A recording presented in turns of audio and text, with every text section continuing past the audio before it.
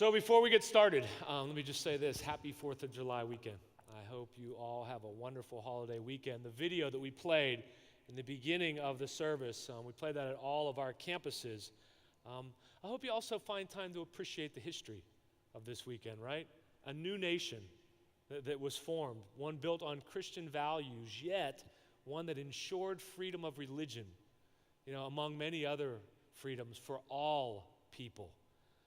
To me, more than just remembering the history of this weekend, it's also, I think, really important just to remember all those that have served and that are serving to defend those freedoms. So if you are here at any of our campuses today and you are serving or have served, thank you. Like seriously, yeah, go ahead. Thank you. Thank you for your courage and thank you for your sacrifice. Hey, if you're new or newer to Northway, our preaching is set up or it's divided into series. So we do series throughout the entire year. Each year, you can almost count on about 5 or 6 different series, unique ones, that we're going to do each and every year. So for example, we're going to do a Christmas and we're going to do Easter series. And you can see these pictures. These are some of our past Christmas and Easter series, right? Each year, we're going to do a series that we might refer to as a tough topic series. This is where we take on, some topics that maybe frankly, some other churches or Christians might rather avoid. Several times a year, we do a series based on what we're hearing from you. So the teaching team actually gets together and we whiteboard our coffee conversations and our prayers down front with you. And what are you struggling with? Where are the difficulties? And then we look for themes and we create series out of those. And you can see some of those. Each year we do what we call a live teaching tour. So this is where members of our teaching team rotate around to all 5 campuses and teach their sermon live there. The next one of those is coming up in October. And then lastly, for the past many years, we've chosen a book of the Bible, and we've walked through it chapter by chapter, and you can see here's some of the ones that we've done over the past years. So this year, for our Book of the Bible series, I decided to sort of keep it simple, a 2-week series on this tiny little 1-chapter book of Obadiah. However, let me warn you, there's nothing simple about the topics that I'm going to speak about this week and next. The video that we showed right before I stepped up here, I think it did a great job of giving you the overview, the really big picture of the book of Obadiah. But I believe at the heart of this book of the Bible is a nation's response to a refugee crisis. And I want to unpack that over the next couple weeks. However, get this, the history and the foundation of this story that's found in Obadiah, it goes back centuries. And the root of it is a long-standing hostility between the people of Edom and the people of Israel. It goes back nearly 1,000 years, and we're going to see in a minute that it goes back to this story of these 2 boys, twin brothers, that were born to a woman named Rebekah. And that story is found in Genesis 25. So if you've got your Bible, you might want to put a finger in Genesis 25 and one in Obadiah, because I'm going to be going back and forth. The nation of Israel, okay, a little nerd history alert here, so just get ready. I'm going to sort of walk through some of this. The nation of Israel is traced back through the line of Jacob. And the nation of Edom is through the line of his twin brother, Esau. And these 2 nations, their animosity was constant. And when Israel was strong, it would push back on the borders of Edom. And when Edom was strong, it would push back on the borders of Israel. And here's what's happening in the book of Obadiah. 100+ years before the story that we have in the book of Obadiah, the Assyrian Empire sort of came in and defeated the northern kingdom of the nation of Israel. And now, in this story, the Babylonian Empire has set siege to the southern nation of Israel. It's invaded and it's routing the descendants of Jacob.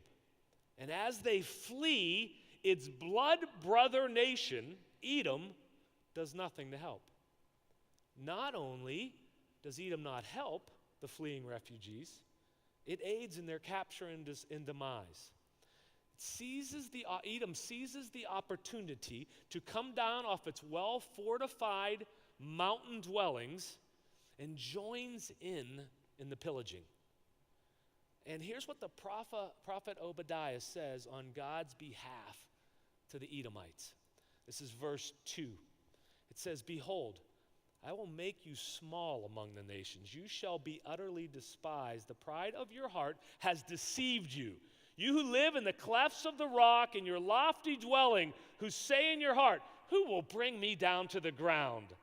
Though you soar aloft like the eagle, though your nest is set among the stars, from there I will bring you down, declares the Lord." Yikes. If thieves came to you, if plunderers came by night, how you have been destroyed. Would they not steal only enough for themselves? If grape gatherers came to you, would they not leave gleanings? How, Esau? You're going to be pillaged, your treasures sought out. This is a family feud that has gone on for centuries. And I'm not sure if there are worse feuds than a family feud, right? I mean, I've seen brothers not talk to brothers for years, sisters hold grudges for a lifetime. I've seen fathers and sons and mothers and daughters disown one another, and they actually can't even remember what actually started it. Is this part of your family history? Unfortunately, I have some of that in my family tree. Also, in my role as a pastor, you know, the things I have seen ex-husbands and wives do to one another at times are unthinkable. And the damage they've done to their kids by turning them against their ex-spouse or forcing them to choose a side, it's going to last for generations. Feuds always seem more extreme when family and blood are involved. Forgiveness just seems tougher. You know, and reasonable conversation just seems like an absurd idea. What caused the descendants of Esau and Jacob generations of hostility towards one another? The descendants of Jacob were refugees of a war, and they were fleeing for their very lives, and the descendants of Esau stood by and did nothing, and even worse, took advantage of their crisis. Well, way back in the book of Genesis 25, it recounts that Father Abraham, he had a son named Isaac. Isaac had a wife named Rebekah. And after 20 years of them being unable to have children, she finds herself pregnant with twins. And her pregnancy is very difficult, and frightened, Rebekah prays to the Lord. And in Genesis 25:23, it says this, "And the Lord said to her, 2 nations are in your womb, and 2 peoples from within you shall be divided. The one shall be stronger than the other, and the older shall serve the younger." Now get this. Esau, he was the firstborn of the twins, okay? So therefore, he was the oldest son. And on the surface, that might not seem like a big deal, right? Maybe he was just even older by like a minute, right? Or a few seconds. But he was the older son. However, in this time and in this culture, folks, that was enormous. That was a really big deal. The firstborn had the firstborn birthright, and it entitled him to a privilege of a double portion, right? So he would then control the majority of the family's wealth and land and possessions. So let's go back and see what happens to these 2 twin boys as they grow up. So I'm going to pick up in Genesis 25, verse 27. And it says, "When the boys grew up, Esau was a skillful hunter, a man of the field, while Jacob, he was a quiet man, dwelling in tents. Isaac, he loved Esau because he ate of his game. And Rebekah, she loved Jacob." So you're picking up what's going on here. Dad, he sort of likes the macho man of the field son, Esau. And Mom, however, she's more partial to the second son, to Jacob. So clearly, like, right, they're setting the table right away for some sibling rivalry to take place with these preferences they're pulling out. But what caused, hundreds of years of family generational dysfunction between these 2 twin boys? Well, here it is in verse 29. Once when Jacob was cooking stew, Esau came in from the field and he was exhausted. So set the scene here. Dad's boy is out, hunting, and mom's boy is trying out a new crock pot recipe. So that's what's really going on here, right? And Esau said to Jacob, "Let me eat some of that red stew, for I am exhausted." It says that in verse 30. So we don't know how long Esau's been out there, right? But he comes in. If you would literally translate verse 30, just from the Hebrew, literal translation, it means, let me have a swallow or a gulp of that red stuff. Like that's really what Esau is saying there. Esau is starving. He assumes this red stuff is some meaty red stew, and he demands it now. Verse 31, Jacob said, "All right, sell me your birthright now." Esau said, "I'm about to die. Of what use is this birthright to me?" And Jacob says, "Okay, well then swear to me now." So he swore to him, and he sold his birthright to Jacob. See, Jacob, he seizes this moment, and he demands the firstborn birthright for the stew. And then he makes Esau swear on it. Verse 34, it says, "Then Jacob gave Esau bread and lentil stew, and he ate and drank and rose and went his way. Thus Esau despised his birthright." And I dug into that word despise there. And what it means is Esau, he treated flippantly something that should have been of great value and of great worth and of great honor. Why? Why did Esau so flippantly discard his birthright? The simple answer is this, an explanation, just an impulsive behavior. He just did something on impulse. He traded everything, folks, his authority and birthright for a momentary impulsive craving. If we go on to read this, he lost his relationship with his family, and he set in generations of conflict. And I'm here to tell you, I am so glad that several thousand years later that we've evolved into a much more sensible, thoughtful, and rational people, right? I'm so glad that we don't throw away our marriages or our family or our relationships or our parents' trust or our integrity or our jobs based on impulsive, careless, rash decisions. Man, I'm so glad we're not like that anymore, right? I'm making sort of a joke of that, but my guess is there's at least some folks here with us today that I just struck a nerve because it just got personal with you. Because maybe you're still dealing with the pain of a past impulsive decision or action. Maybe a craving, anger, lust, greed resulted in you making an impulsive decision that you're still experiencing the repercussions from. And let me just say, if that's not your case, if you're like, "No, I don't think so," then can I just assure you that we are all only just one heartbeat, one breath away from an impulsive bad decision or rash action that could become part of our story. Now, I understand I'm being a little overdramatic because not all of us are going to make a decision that's going to cause 950 years of family dysfunction and hostility, right? However, you have to agree with me that one anger-filled action, one reckless financial purchase, or some impulsive, lustful mistake could put you in a really bad spot. A spot that could take years to unravel or restore. This fall, the weekend right after Labor Day, we're going to launch a 3-part series. It falls sort of into that category of series as what have we been hearing from you? And then we create a series based on that. And the title is simply this, What Was I Thinking? And the premise of this series that we'll do in the fall is this. Have you ever found yourself in a mess? And then you just slow down long enough for some honest reflection and you say to yourself, what in the world was I thinking? See, I've come to discover that most of our messes are self-inflicted, right? We tend to initially like to try to blame it on someone else or circumstances or bad luck or the past. However, most often, folks, It's not the landmines out there. And there are landmines out there. There's accidents and illnesses, these things that we just step into that we didn't have anything to do with, right? But most often it's not the landmines that blow us up. Instead, it's the grenade that we have strapped to our chest that we yank the pin of.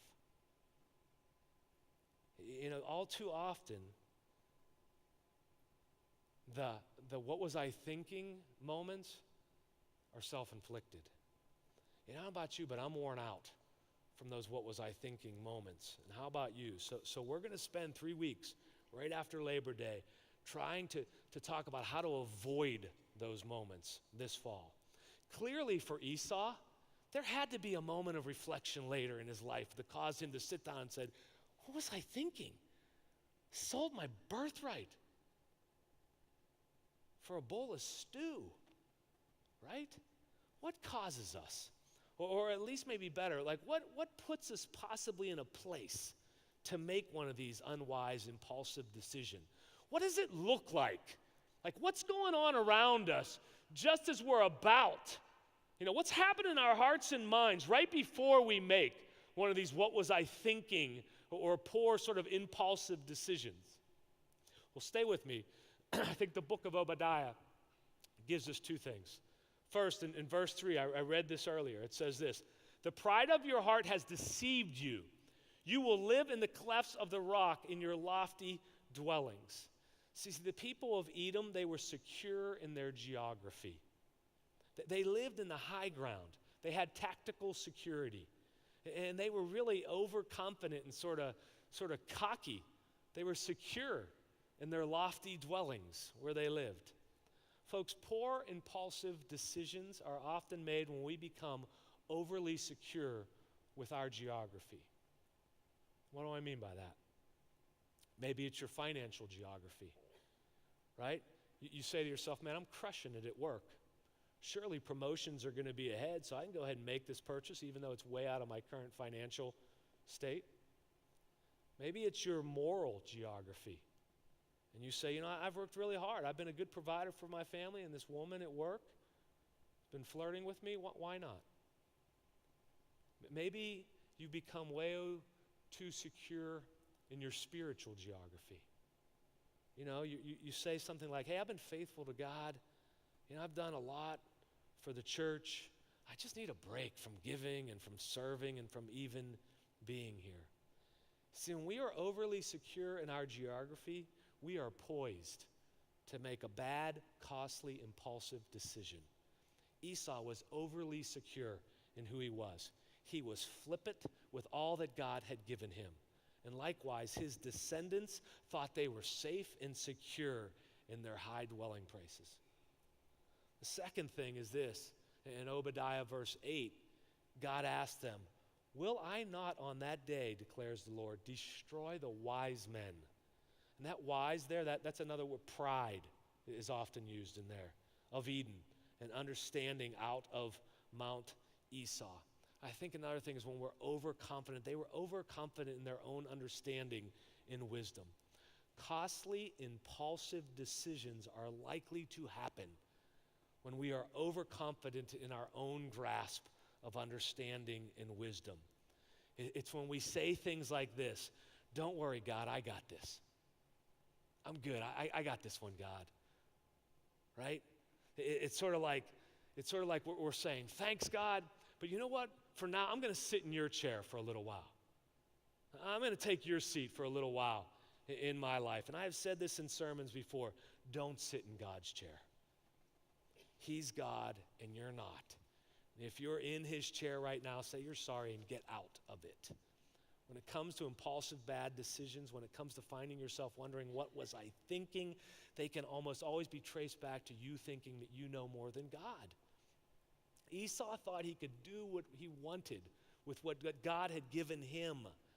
His descendants thought that they could treat these fleeing refugees any way they desired, and they were wrong, because God has always had a heart for the refugee. In the Bible, he refers to them as sojourners. So are you feeling right now maybe a little overly secure in your geography? A little overconfident in your wisdom? Because if you are, I'm just telling you, you're poised to make a harmful, impulsive decision. Here's a couple things to check yourself. Just before you step into that impulsive decision, here's a couple things to check. One is this: now versus future. Impulsive decisions so often do not take the future into account. Instead, they're rooted only in the now. Before making an impulsive decision, at least slow down and ask yourself, what could this mean for my future? And is it worth it? Folks, when Esau rushes in, famished, he desires some of that red, meaty stew. He was only thinking about the now. And did anyone pick up in verse 34, after he swore away his birthright, what kind of stew it was? What Jacob was cooking in the crock pot? It said that Jacob gave him a piece of bread and lentil stew. It was bean soup. He gave his birthright up for a bowl of beans. And I wonder how many people, or how many times that we may make an impulsive decision that sometime in the future we would look down and say, I traded away so much for the equivalency of a bowl of beans. Our desire for the now, it can cost us much in the future. The second one is this: me versus us. Real quick here, because I think this is simple. So often impulsive decisions are based solely on you, without any thought for those that you care about or those that have been entrusted to your care.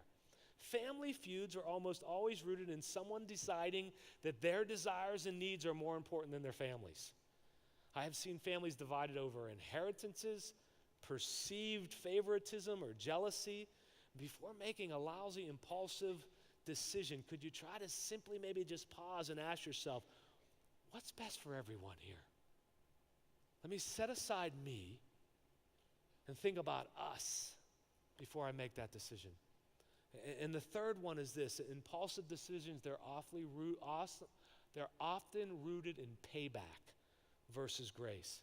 The descendants of Esau, they sided with this brutal Babylonian empire, and they assisted in the capture and in the murder of Jacob's descendants. Why? Payback. It's payback time. After years of strife and hostility, they saw the opportunity and they impulsively chose it.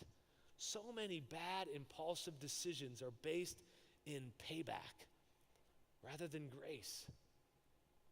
The generations that followed these brothers' impulsive decisions, because let's just say something here, right? We often think about Esau being the impulsive one here, making the poor decision to sell away his birthright. But come on, Jacob, you took advantage ruthlessly of your brother in a difficult spot. You made a really bad decision to swap out that stew for his birthright. These are two really bad, impulsive decisions. That they made decisions that acted out of the now and the me and the payback. And what followed was that just became a pattern between the generations of their ancestors. They just continued this behavior all the way up to the book of Obadiah. And then in verse 10, God says this through Obadiah to the Edomites: because of the violence done to your brother Jacob, shame shall cover you, and you shall be cut off forever. On the day that you stood aloof, on the day that strangers carried off his wealth and foreigners entered his gates and cast lots for Jerusalem, you were like one of them. But do not gloat over the day of your brother in the day of his misfortune. Do not rejoice over the people of Judah in the day of their ruin. Do not boast in the day of distress. Do not enter the gate of my people in their day of calamity. Do not gloat over his disaster in the day of his calamity. Do not loot his wealth in the day of his calamity. Do not stand at the crossroads to cut off his fugitives or his refugees there. Do not hand over his survivors in the day of distress. And then don't miss this. There's a quick turn here. For the day of the Lord is near upon all nations. As you have done to you, it shall be done. I'm sorry, if you have done, it shall be done to you. Your deed shall return on your own head. There's a turn there from God sort of admonishing the Edomites. Now he says, all nations that treat refugees, that treat people that are fleeing in this situation the way that you did, it's going to be turned around on them. It's so important to pick that up, that God is making it clear that it's all nations. That should be really sobering. So just hold that thought right there for a minute, okay? Hang on to that. And let me just try to summarize week 1 of this series for us. First, impulsive decisions made out of the now with only you in mind and rooted in payback are almost always bad decisions. Second, seriously, check yourself and see whether you're a little too secure in your geography. Are you a little too secure in your status, your authority, your checking account, your position? And are you a little too overconfident in your own wisdom? Do you find yourself saying, I can handle this. I got this. I know what's best. If so, I'm just telling you, you are standing in fertile ground to make a very bad, impulsive decision. One that's going to maybe leave you someday saying, what in the world was I thinking? So, where are we going next week in part 2? I said earlier that at the heart of the book of Obadiah is a nation's response to the refugee crisis. And folks, the world that we live in has continually been a refugee crisis, right? At almost every point in human history, there has been a people group or multiple people groups due to famine or genocide or persecution or natural disaster or war that have been forced to leave their homeland and live only off of the mercy and the compassion of another nation. As we speak, it's happening in our world today. God's final response to Edom decision to turn the fleeing refugees over to the Babylonians, and worse yet, join in their misfortune. His final response is found in verse 18 of Obadiah when he says this, and there shall be no survivor for the house of Esau, for the Lord has spoken. So let me issue for next week a controversy alert. What should our response be to the refugee crises around the world? And what should our nation's response be to the refugee crisis around the world? Right? Have you, let me put it that way, or possibly us as a nation, have we become a little too secure in our own geography and a little too confident in our own wisdom? Folks, the Bible has quite a bit to say about this. Frankly, a lot more than I realized before I dug into it. The word sojourner is used 90 plus times in the Old Testament. The refugee is important to God.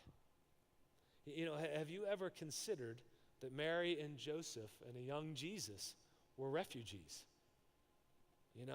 They were forced to leave their homeland and flee Egypt in order to escape Herod's attempted massacre. Sometimes we don't read that part of the story at Christmas. We end with the wise men. But the chapter doesn't end there. The Christmas story ends with young Jesus and Mary and Joseph being refugees and fleeing to Egypt. And next week, I want to finish the story of Obadiah, but I want to unpack God's heart for the refugee and ask all of us. My sermons are typically 30 minutes long or so, so I want to ask all of us for about 30 minutes to set aside our feelings maybe as a person or as a nation regarding refugees, and let's just take a look strictly at what the Bible says about it. And I think we're going to be, at least for me, I was quite shaken to the core as to what God says our response should be to the refugee, to the sojourner. don't you stand up right now across all of our campuses, and I'm going to ask the campus pastor to pray out their campus.